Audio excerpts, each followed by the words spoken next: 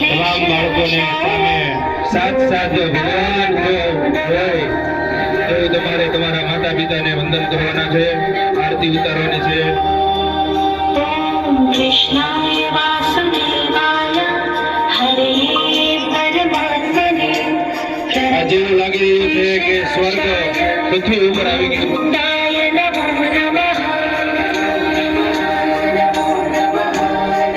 તન મન ધનથી આરતી ઉતારજો, કારણ કે મા બાપ થી મોટું આ દુનિયામાં કોઈ નથી.